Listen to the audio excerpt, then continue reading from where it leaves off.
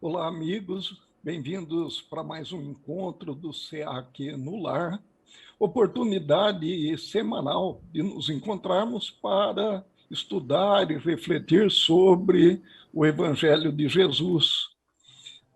E nessa oportunidade, nós vamos continuar tratando do livro Pão Nosso, a lição 173, que tem por título Como Testemunhar. E nos acompanhando na noite de hoje, nosso amigo, companheiro espírita José Rubo, a quem eu convido para que cumprimente-nos nessa noite. José.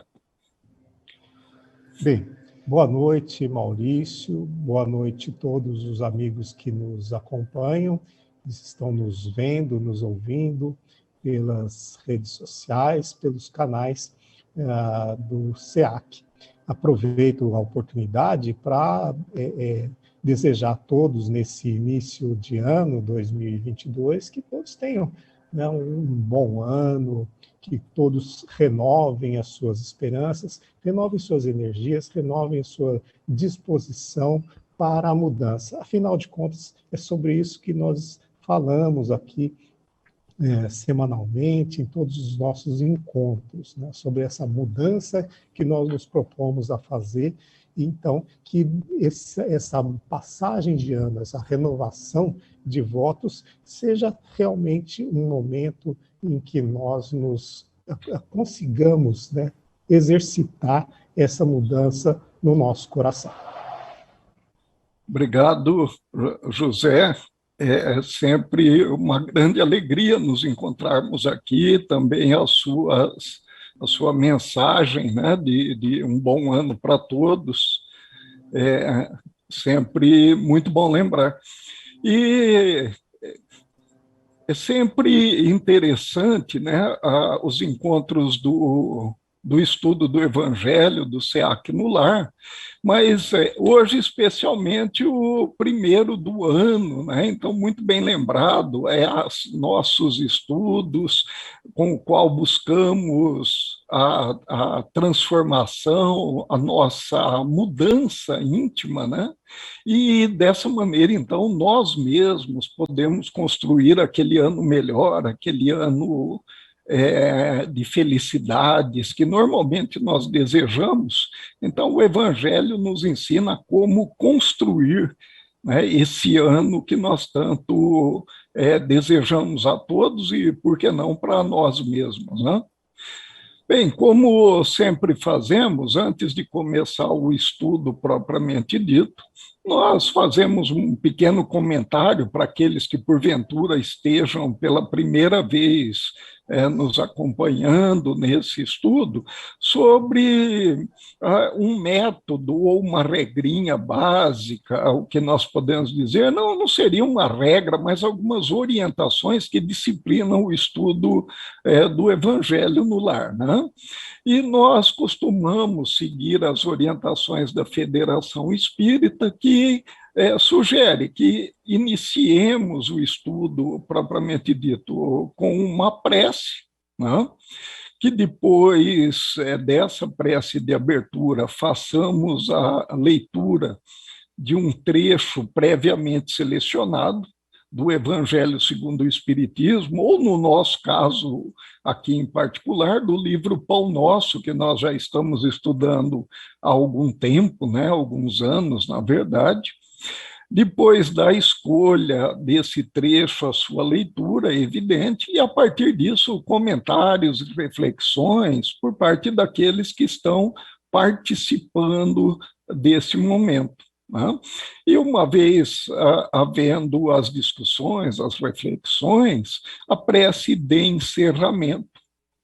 É interessante que o Evangelho no Lar seja feito em data e hora previamente fixado, né? Porque por uma questão de disciplina, que nós nos acostumemos, que naquele dia da semana, naquele horário, estaremos reunidos para esse estudo, e aí então nós não marcaremos nada para aquele momento, nós estaremos à disposição, né? E isso por si só já é algo algo que vai nos educando, nos preparando. Também é recomendável, né, os espíritos superiores nos recomendam que deixemos uma jarra, um vasilhame com um pouco de água, que será fluidificada durante essa reunião, e que será depois sorvida por aqueles que participam, né? É algo que predispõe pela sua alteração magnética durante esse momento, que todos desejamos a boa vontade, o bem, estudamos, procurando melhorar, ela nos serve como algo que nos predispõe a ter mais força, maior ânimo para as nossas transformações. Só ela sozinha não faz milagre nenhum. O que faz vamos chamar de milagre, por assim dizer, mas o que faz um milagre é estudar, refletir e aplicar de fato o conhecimento do Evangelho na nossa vida, claro, né? E dessa maneira, então, resumida, nós temos aí o que seria uma sequência para o desenvolvimento desse estudo, né, que é tão importante. Ele é importante porque predispõe todas as pessoas que participam a agir no bem, a esperar o bem, a refletir sobre aquilo que fez quando age de uma maneira que não seja exatamente correta, né? Que perceba que os seus atos ou seus pensamentos estão, de alguma maneira, prejudicando a si mesmo ou a outra pessoa. Então, o grande poder transformador, né, do Evangelho no Lar é exatamente isso, é aquilo que nós vamos fazer com o conhecimento que nos é trazido, né? Então, eu acredito que nós podemos dar início ao nosso estudo. Como falamos agora há pouco, tem uma sequência, né, de etapas que são sugeridas, e a primeira delas é a prece de abertura. Então, eu convido todos, nesse momento, a elevar o pensamento a Deus, a Jesus, aos espíritos protetores, rogando que, em mais essa oportunidade que nos é oferecida, do estudo do Evangelho, trazendo para nossos lares informações e conhecimentos tão importantes, que nós possamos ter o acompanhamento sempre gentil, generoso desses amigos espirituais, e que, de nossa parte, tenhamos a mente, o coração aberto, para realmente desejar aprender e colocar em prática aquilo que nos é ensinado através do texto do Evangelho e com as reflexões, as intuições que esses irmãos nos proporcionam. Rogamos a Jesus, nosso Mestre, em nome de quem nos reunimos, que esteja uma vez mais conosco, nos amparando nesse propósito. Que assim seja. Então, meus irmãos, como disse, a leitura de hoje é a de número 173 do livro Pão Nosso. Ele tem por título Como Testemunhar. O livro Pão Nosso é um livro escrito por psicografia de Francisco Cândido Xavier, o Chico Xavier, tendo a autoria espiritual de Emmanuel, que junto com Chico trouxeram tantas obras esclarecedoras para que nós entrássemos nos conhecimentos, principalmente dessas questões do Evangelho, da aplicação do Evangelho no dia a dia, no cotidiano. Então, dando início, nós temos o versículo, um versículo do livro dos Atos dos Apóstolos. Está no capítulo 1, é o versículo 8. Mas recebereis o poder do Espírito Santo, que há de vir sobre vós, e ser-me-eis testemunhas, tanto em Jerusalém como em toda a Judéia e Samaria, e até os confins da terra. Sobre esse versículo, Emmanuel nos traz, então, a seguinte lição, o seguinte detalhamento. Realmente, Jesus é o Salvador do mundo, mas não libertará a terra do império do mal, sem a contribuição daqueles que lhe procuram os recursos salvadores. O Divino Mestre, portanto, precisa de auxiliares com atribuições de prepostos e testemunhas em toda parte. É impraticável o aprimoramento das almas sem educação, e a educação exige legiões de cooperadores. Contudo, para desempenharmos a tarefa de representantes do Senhor na obra sublime de elevação, não basta o título externo com vistas à escola religiosa. Indispensável é a obtenção de bênçãos do alto por intermédio da execução de nossos deveres, por mais difíceis e dolorosos. Até agora, conhecemos a saciedade na terra, o poder de dominar, governar, recusar e ferir, de fácil acesso no campo da vida. Raras criaturas, porém, fazem por merecer de Jesus o poder celeste de obedecer, ensinando, de amar construindo para o bem, de esperar trabalhando, de ajudar desinteressadamente. Sem a recepção de semelhantes recursos que nos identificam com o trabalhador divino e sem as possibilidades de refleti-lo para o próximo, em espírito e verdade, através do nosso esforço constante de aplicação pessoal do Evangelho, podemos personificar excelentes pregadores, brilhantes literatos ou notáveis simpatizantes da doutrina cristã, mas não testemunhas dele. Então, mais uma lição muito útil, de muito préstimo, que Emmanuel nos traz. Dei até uma enroladinha na parte gramatical aí, né, José? Mas acredito que deu para ir corrigindo e os irmãos não foram prejudicados no entendimento. Mas é para isso, então, agora que nós temos a segunda parte, que é discorrer a respeito do tema, né? E esclarecer sobre aqueles pontos, que é onde a gente pode detalhar. E como nós sempre fazemos, né? Eu peço para o José tecer alguns comentários, se quiser contextualizar um pouco o momento desse versículo de Atos dos Apóstolos, José.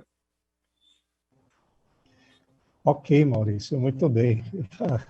Leu muito bem, por sinal. Não tem problema nenhum. Como esse versículo é retirado do primeiro capítulo, né, de Atos dos Apóstolos, é bom que a gente saiba que livro é esse, né? Que afinal ele, depois dos 4 livros do Evangelho, né, vem então o livro chamado Atos dos Apóstolos. E acredita-se que esse livro, ou essas escrituras, tenham sido realizadas pelo apóstolo Lucas, que era companheiro de Paulo, né? E aí, nesse livro de Atos dos Apóstolos, Lucas vai discorrendo sobre as primeiras ações da igreja primitiva, né? Então, essa igreja que estava incipiente ainda, e que ali, após a ascensão de Jesus, os apóstolos estão dando os seus primeiros passos. Então, fala sobre Pedro, fala sobre os Atos de Paulo, fala sobre os Atos de Filipe e outros apóstolos, não todos os 12, mas alguns dos apóstolos que estavam dando início à igreja de Jesus, né? Então, é sobre isso que fala o livro Atos dos Apóstolos. E dentro deste capítulo 1º de Atos dos Apóstolos, Lucas, como nós já dissemos, escreve a Teófilo, e a Teófilo ele coloca no versículo 8 este chamamento, né, para que sejamos testemunhas do Cristo. Então, sobre este tema é que nós vamos discorrer agora, como o Maurício falou, que o Emmanuel traz explicações e nós estamos aqui para poder discutir, para poder refletir sobre o que está escrito. Ok, vamos lá. Então, passando cada um desses parágrafos, ou conjunto de parágrafos dessa lição, para a gente poder ir discutindo sobre a interpretação possível, né, que nós fazemos nesse momento. Cada irmão também vai ouvindo e vai aí refletindo a respeito. Qual que é a ideia? A ideia é nós vermos como as coisas vão acontecendo na lição, né, na narrativa de Emmanuel, e verificar como que nós estamos com a situação aí em relação ao nosso comportamento, ao nosso dia a dia, né? Então, passando item a item, passando parágrafo a parágrafo, nós começamos pelo seguinte: realmente, Jesus é o Salvador do mundo, mas não libertará a terra do império do mal, sem a contribuição daqueles que lhe procuram os recursos salvadores. O Divino Mestre, portanto, precisa de auxiliares com atribuições de prepostos e testemunhas em toda parte. A mensagem do Evangelho, a mensagem de Jesus, ela deve ser praticada e também deve ser ensinada, não é? Essa é a situação de libertação proposta e que está, né, no campo espiritual, ou ela se relaciona com o campo espiritual. E olha que interessante, os próprios apóstolos acreditavam que a libertação, ou a libertação que se falava, era do reino de Israel.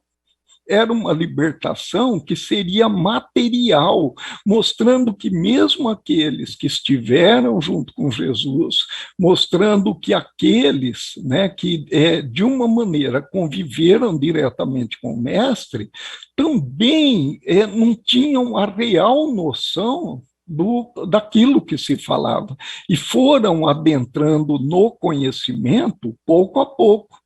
Nós podemos notar aqui pelo versículo 6, que antecede, né, esse versículo, que Lucas diz o seguinte: aqueles, pois, que se haviam reunido, perguntaram-lhe, dizendo: Senhor, restaurarás tu neste tempo o reino a Israel? Então é uma pergunta que traz algo de simplista, né?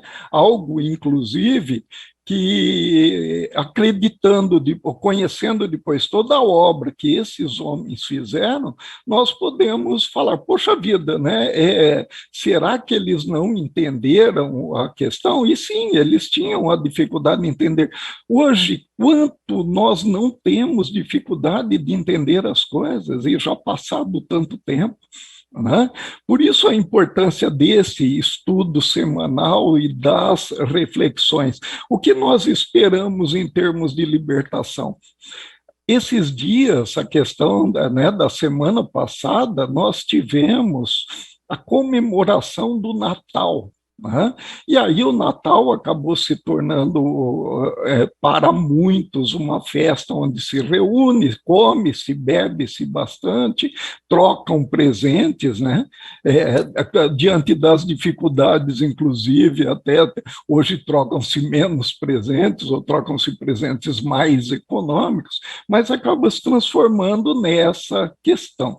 E aí nós entramos naquele dito tradicional, ou da igreja tradicional, que diz que Jesus morreu para nos salvar, quando, na verdade, o Natal tem a importância de comemorar o nascimento de Jesus, porque ele nasceu para nos salvar. é a mensagem dele que nos salva, é a prática, o trabalho na mensagem que nos salva. Por isso que Jesus, ele orienta que aqueles que estiveram com ele testemunhem a respeito dele, e não só, né, em Jerusalém, mas por todo lugar. Quando ele fala Judéia e Samaria, ele está dizendo assim, ó, para aqueles que conhecem a lei, para aqueles que não conhecem, para aqueles que agem nela e para aqueles que não agem. A gente sabe a diferença que é tratada a Samaria em relação à Judéia, não é? Então, esse tipo de consideração é que é necessário fazer. E por isso que Jesus fala assim, pratique e ensine, vá lá e faça, ou seja, testemunhe de mim. Como que nós vamos testemunhar de Jesus se esses conceitos não nos são claros, não é? José? Você falou muito bem, Maurício, e o que me chama a atenção também é a questão da dificuldade que os apóstolos tinham de entender, né, que o reino a que Jesus se referia era o reino celeste, e não o reino material, né, o reino de Israel. Inclusive, veja só, se os próprios apóstolos tinham essa dificuldade de entender que o reino era o reino divino, o reino celeste, imagina os judeus que ouviam a palavra de Jesus naquela época e se escandalizavam, porque muito do que Jesus trazia expunha a hipocrisia daqueles que seguiam o judaísmo naquela época. Então, a dificuldade desses judeus de entender a palavra era muito grande. Daí também a perseguição que eles exerciam sobre aqueles cristãos da igreja primitiva, da igreja cristã primitiva. Né? Perfeito. Nós vamos nos acostumando com as coisas, né, do dia a dia, e aí o ensinamento o novo parece que fica mais difícil, né? Nós até procuramos entender aquilo que está sendo falado, mas a hora que nós somos confrontados com a possibilidade de colocar em prática, sempre o velho, né, o homem velho, vamos dizer, responde, né, ele parece que toma a frente, e aí a razão fica de lado e a emoção responde, né? Bem interessante essa abordagem sua. É a diferença entre o homem velho e o homem novo. Nós estamos buscando abandonar o homem velho que existe em nós e buscar o homem novo, a palavra nova, né? A palavra de Jesus Cristo. Jesus Cristo trouxe para nós justamente isso, a renovação. E essa renovação é que nos salva, né? Não é nós todos buscamos uma salvação, nós buscamos recursos de salvação, mas poucos de nós realmente exercem a palavra do Jesus para conseguir essa salvação. Jesus salva, sim, através da sua palavra que nos modifica. Ótimo, José. Eu estava, inclusive, me lembrando aqui, não sei se a gente ainda encontra com facilidade, porque já é uma obra, assim, de certa maneira, já antiga, deve ter em torno de 40 ou 50 anos, O Homem Novo, de Herculano Pires. O amigo aí que está nos ouvindo, anota esse título, e se tiver a possibilidade, num sebo espírita, caso não encontre uma edição moderna, leia esse livro. Herculano Pires faz uma abordagem muito interessante sobre aquilo que nós precisamos fazer para trazer essa transformação em nós, não é? E continuando, então, aqui ao estudo, no terceiro parágrafo, esse aqui tem até bastante coisa, talvez, para a gente comentar, gente, que é muito interessante. Ó. É impraticável o aprimoramento das almas sem educação. E a educação exige legiões de cooperadores. Então, dá para abordar diversas situações aqui nesse parágrafo. Eu vou abordar uma em particular. O que é educação? convencionou-se, talvez pelas próprias questões sociais, políticas, nas últimas décadas, principalmente no Brasil, tratar a educação como sendo a instrução, muitas vezes aquela instrução formal, aquela que nós vamos para a escola. Com isso, seja lá por que motivo for, as pessoas que nos induziram a esse tipo de entendimento buscaram, talvez, benefícios políticos ou sociais, como eu disse, mas jogaram sobre uma instituição, que é aquela que traz a instrução, uma responsabilidade além da que ela tem, uma responsabilidade educacional, que ela também tem, mas que não tem como exclusividade ou realizando de forma exclusiva, né? A educação é um conjunto de comportamentos e de pensamentos que vão, de alguma maneira, reger as nossas atividades, o nosso pensamento, o nosso relacionamento com o mundo e, por que não dizer, a nossa civilidade, a nossa capacidade de participar da vida urbana, da vida da cidade, da vida de todos, né? Tanto isso, esse conceito, né, que nós estamos falando, ele é verdadeiro e a educação, ela tem, mas não completamente a relação com instrução, que Jesus ensinava para quem? Ele ensinava para homens rudes, homens que, de certa forma, não tinham instrução, homens que provavelmente fossem analfabetos, não tivessem a condição prévia de tomar uma obra e ler. Ou talvez até que, se conseguisse alguma leitura, talvez não tivesse o entendimento. E, no entanto, Jesus educa, ele traz essa proposta para todos. Né? Ele ensina mesmo aqueles onde hoje, se nós fôssemos pelo conceito atual, se diria assim, olha, não dá, né? O pessoal não tem educação, ele não sabe ler, não sabe escrever, e não é nada disso que está falando. Então, esse aprimoramento das almas, ele passa por um processo de educação. E aí nós podemos até incluir, né, a escola, aquele que traz a instrução, mas todas as pessoas e organizações, associações com as quais nós dividimos o dia a dia. A igreja, o centro espírita, né, a família, os pais, o local de trabalho, tudo isso contribui para essa formação. Adquirindo os conhecimentos, o homem verifica na prática, muda-se o seu comportamento, e aí sim ele se torna essa legião de cooperadores que Emmanuel nos traz nesse momento. José? Para os amigos que conhecem o Maurício, né, já sabem que ele é um grande educador. Né? Para aqueles que não conhecem ainda bem o Maurício, principalmente aqueles que não são de Bauru, então o Maurício, vocês não, é bom que a gente até coloque, né, que ele cuida de um projeto voluntário dentro do SEAC, que é o projeto Girassol, que é voltado para o atendimento de crianças carentes.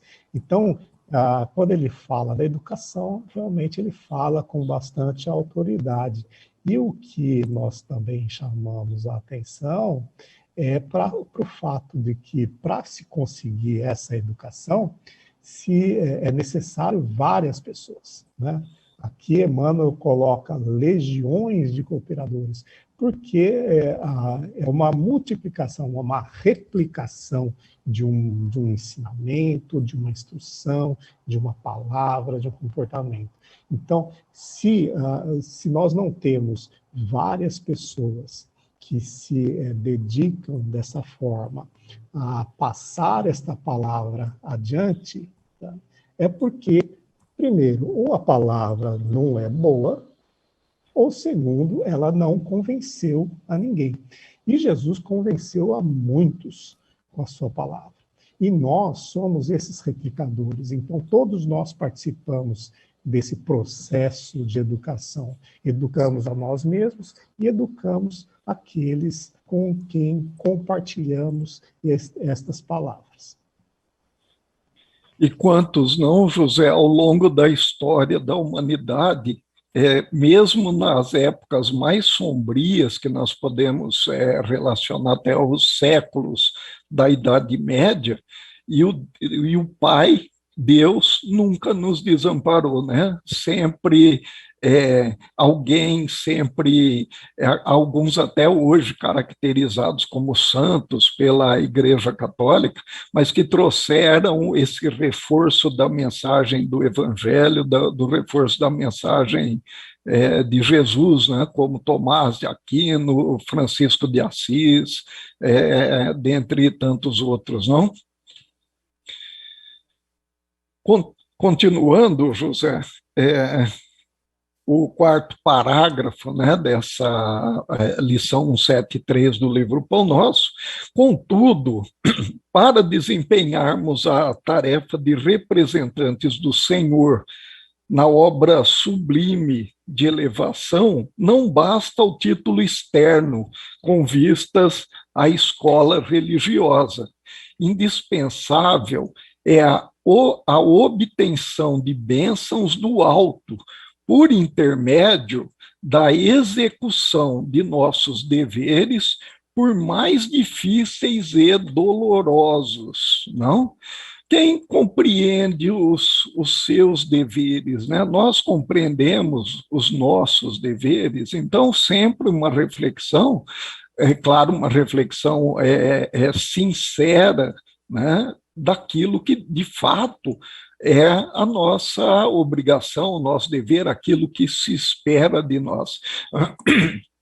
Atualmente, nós vemos pessoas que são muito bem instruídas quanto aos seus direitos. Se tornou uma constante, e nós achamos interessante que as pessoas tenham consciência dos seus direitos. Mas não pode ser aquela medalha de uma única face, né? Aquela moeda que só dá um lado, nunca dá a outra face, né? Nunca, ela não é cara e coroa, ela só aparece uma das faces, né? Nós temos que entender que, junto com todos os direitos, há uma pedida, uma solicitação por deveres também. E isso fica muito evidente para a gente na questão, né, do mundo civilizado, onde nós vivemos em comunidade, e nós percebemos a necessidade que tantos cumpram os seus deveres perante a sociedade, para que a sociedade possa, então, garantir os direitos. Então, nós vemos isso por parte das pessoas, por parte das organizações empresariais, por parte das organizações não governamentais e, quiçá, por parte das organizações governamentais, dos governos também, né?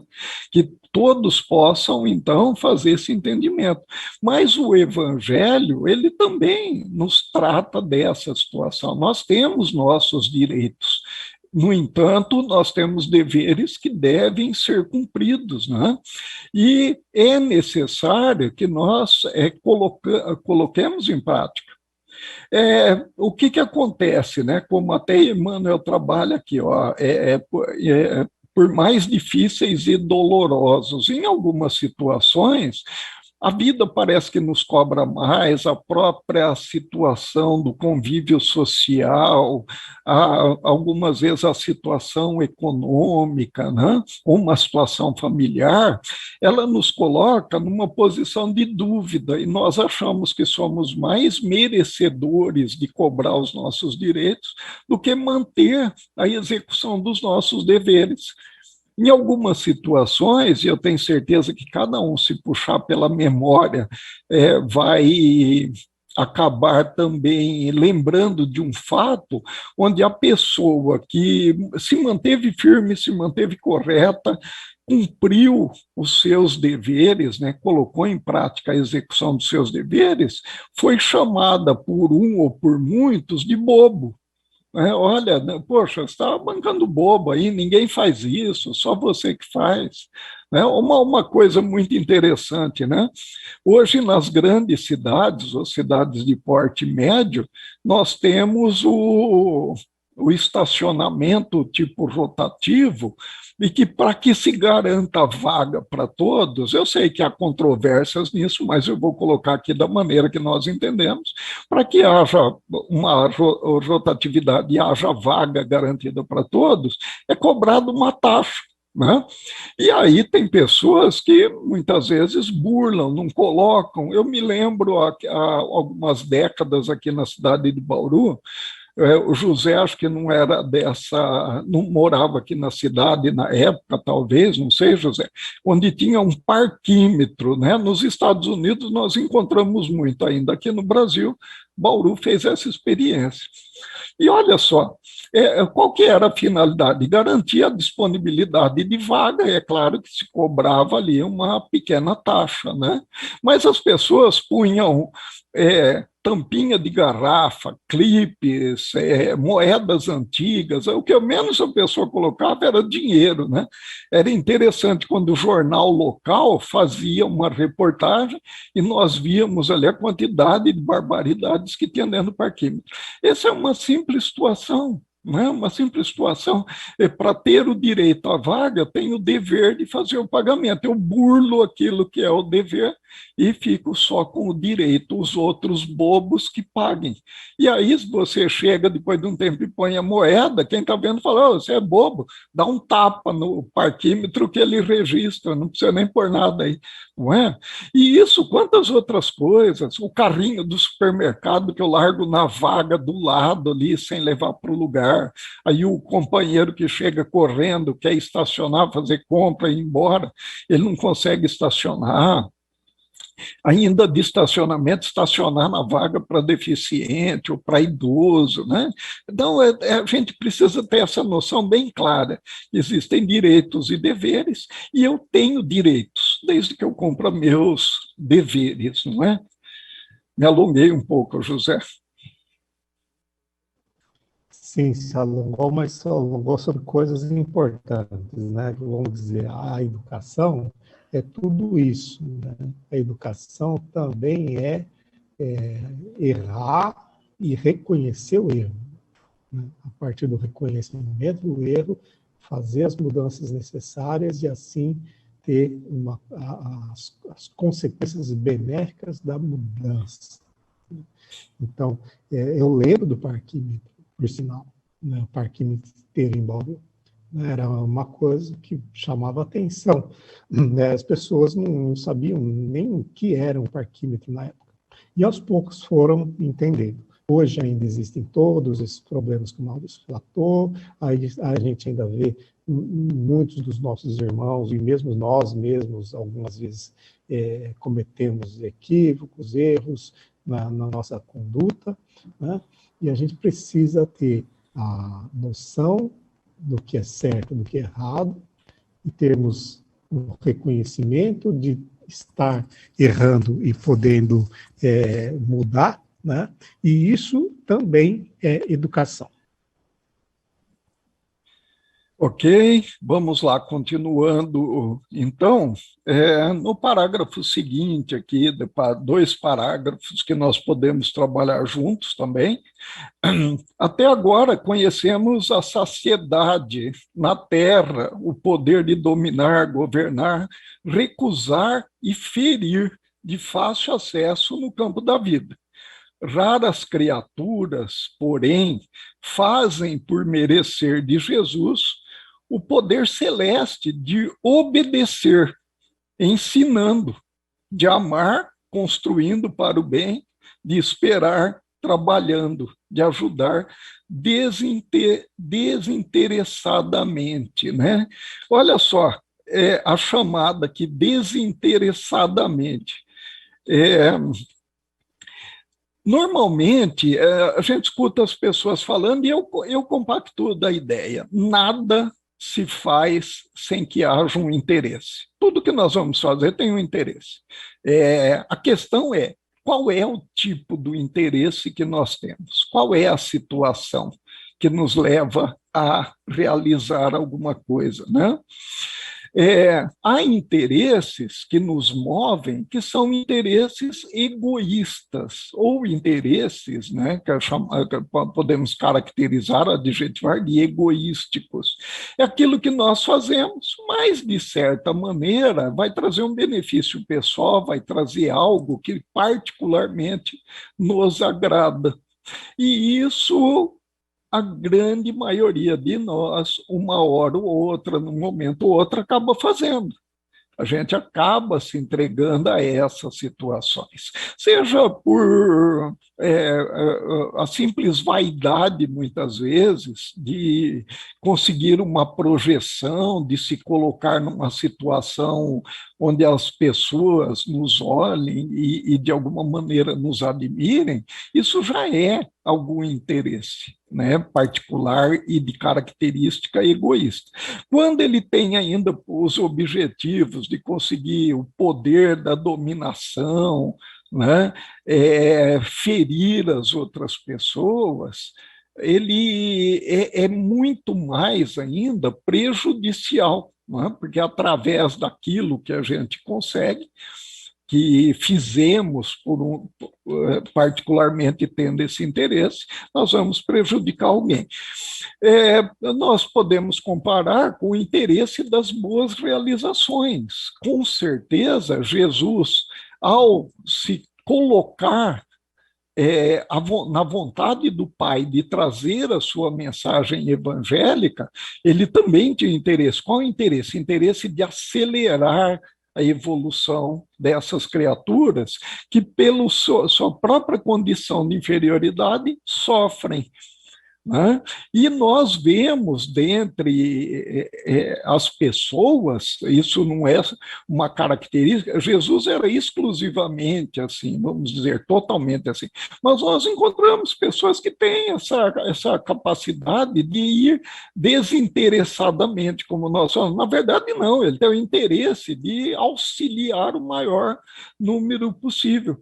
Quando nós vemos pessoas que a história nos traz, né, como eu citei um pouco antes, Francisco de Assis, podemos nos referir a uma figura espírita brasileira, o Chico Xavier, Divaldo Franco, com a Casa do Caminho, nós percebemos ali as suas intenções, né? E tantas outras figuras, né, que nós podemos encontrar, eu citei no meio espírita, mas nós podemos citar pessoas, né, em qualquer outro tipo de situação, religiões ou até religião nenhuma, que o interesse da pessoa é fazer o melhor possível. Essas pessoas, então, a exemplo do que nós falamos no parágrafo anterior, elas exercem os seus deveres, elas cumprem a sua missão como era esperado. Né? Não são pessoas que ficam simplesmente reivindicando seus direitos. Talvez se você chegar para uma pessoa dessa e perguntar dos direitos dela, ela fala, não, um dos direitos que eu tenho é de trabalhar nessa obra. Né?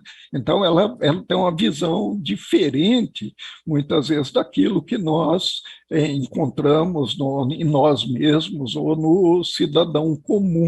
Né? Nesses dois parágrafos, eu acho que dá uma visão muito interessante para a gente a respeito de como deve ser esse posicionamento, esse comportamento nosso. Algum comentário, José, sobre essa?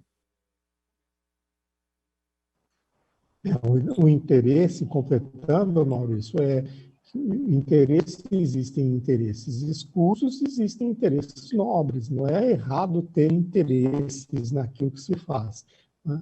Mas à medida que a gente coloca nosso interesse, né, como algo nobre, algo que possa auxiliar o irmão, esse é um bom interesse. É bom que nós tenhamos interesse, nós participemos ativamente, né, de algo que possa beneficiar o maior número de pessoas, né? O interesse escuso é uma coisa, interesse nobre é outra coisa que é estimulado por todos nós. Legal.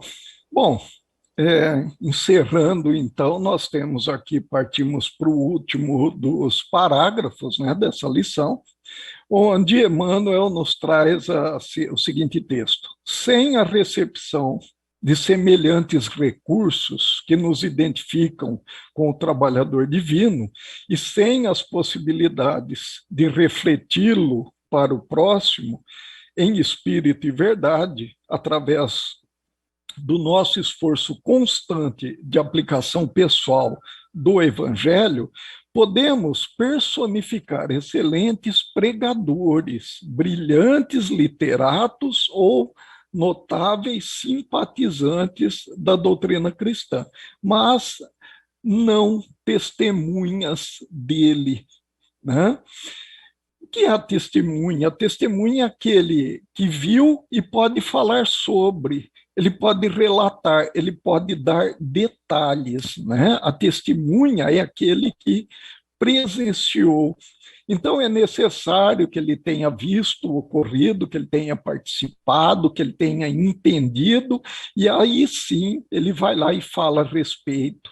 Assim é como deve ser o Evangelho. Nós, então, aqui no último parágrafo, né, Emmanuel fala que nós podemos ser excelentes pregadores, brilhantes literatos, notáveis simpatizantes da doutrina, é a relação lá com aquela situação onde a instrução está acima da educação, é aquele que ele, de fato, ele aprendeu algo ali que foi ensinado para ele, mas ele não tem o conjunto das coisas, ele não tem aquilo que o diferencia, ele não tem aquilo que de fato é esperado para ele falar assim, é assim porque eu vi, eu fiz, eu participei, né, desse momento. Trazendo para um campo aí mais abrangente, né, que é quando que nós poderíamos dizer assim, eu conheci Jesus, de fato, né? Eu posso testemunhar em nome do Mestre, eu posso testemunhar. Somente quando tivermos, né, vivido aquilo dentro de nós, quando de fato nós tivermos cumprido a nossa missão. No entanto, para que ela se cumpra, é necessário um passo de cada vez, arregaçar as mangas e nos colocarmos à obra, começar a caminhada, né? É necessário que nós tenhamos a disposição para realizar. Esse chamado, né, que Jesus, que Emmanuel nos faz a partir desse texto, né, de Lucas, citando o mestre, ou como as pessoas ali se relacionavam com o mestre, ele é válido até hoje, porque é o mesmo chamado, assim, olha, o que nós estamos esperando de Jesus? Como que nós nos relacionamos com o mestre? Ele precisa daqueles que vão e testemunhem a respeito, aqueles que levem a palavra, aqueles que digam o que viram e como isso é importante. Mas aí nós vimos, de fato, né? Nós colocamos em prática aquilo que nós aprendemos.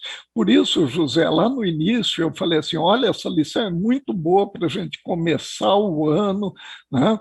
Nós estamos quase chegando no fim do livro Pão Nosso, faltam poucas lições, né?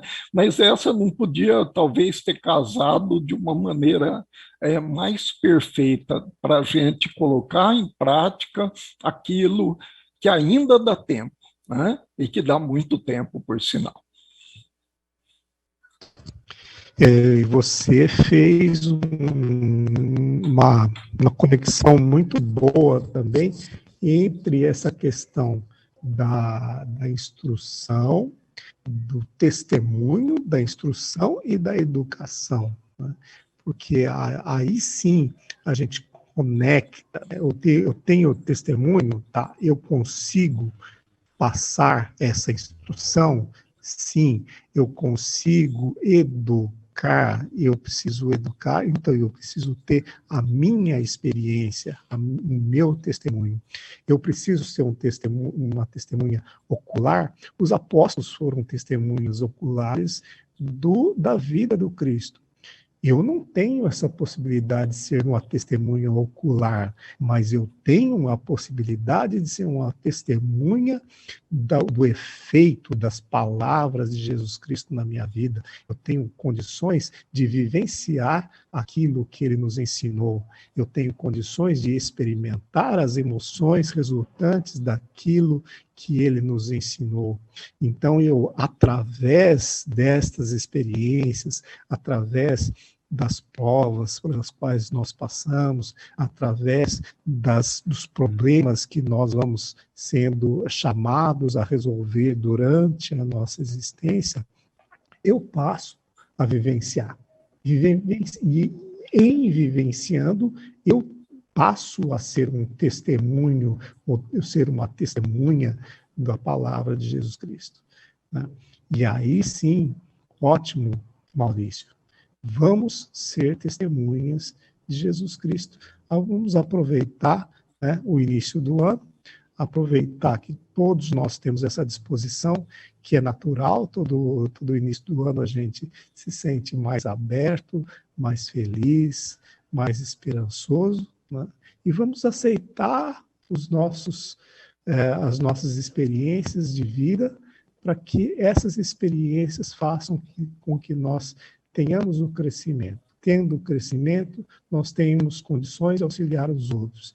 Tendo o crescimento, nós temos condições de sermos exemplos para outros. E temos condições, então, de sermos não só instrutores, mas educadores também, ao mesmo tempo que somos educados. Legal, acho que fechando a primeira lição do ano com chave de ouro, hein? Muito bom, muito legal. Um grande prazer, viu, José, estar com você aqui nessa primeira semana do ano, com os irmãos, para tratar do SEAC no lar, né? A possibilidade do estudo do Evangelho no lar. A tecnologia que nos permite, né, esse encontro. Hoje eu estou fora do estúdio do SEAC, o Joe está dando suporte para a gente lá, você aí distante também, né? Tá fora do país, não vou nem falar onde que você está, depois se quiser fale, né? Mas eu não vou nem falar, eu estou só citando isso. A semana passada também foi dessa maneira, o Paulo estava viajando, ele fez também das férias dele, parou um momentinho para estar com a gente. Eu agradeço particularmente você, viu, José, que parou um pouquinho aí o momento das férias para falar um pouquinho com a gente também e trazer os seus estudos, os seus conhecimentos sobre o Evangelho.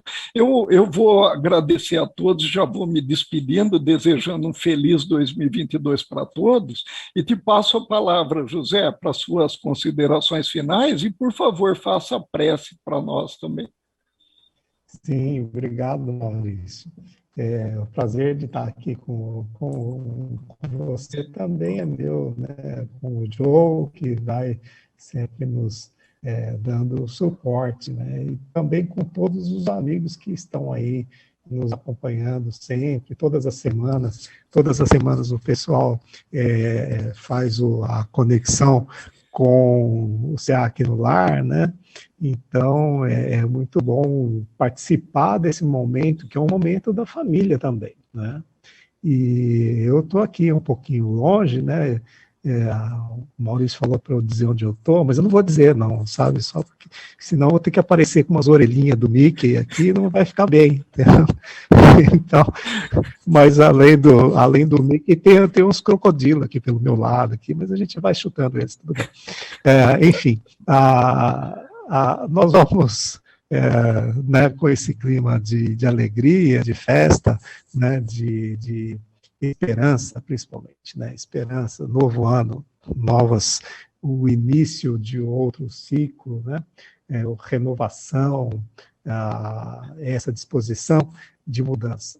Nós vamos encerrando aqui o nosso SEAC no lar, agradecendo a todos vocês que nos acompanharam, e eu peço, então, a atenção de todos para que nós possamos fazer a nossa oração de encerramento, pedindo ao Pai que nos abençoe, mais um ano, que olhe para nós sempre com a sua bondade, com o seu carinho, com a sua misericórdia, enxergando em nós os seus filhos que aqui se colocam humildemente, buscando uma renovação espiritual, buscando se melhorarem, né?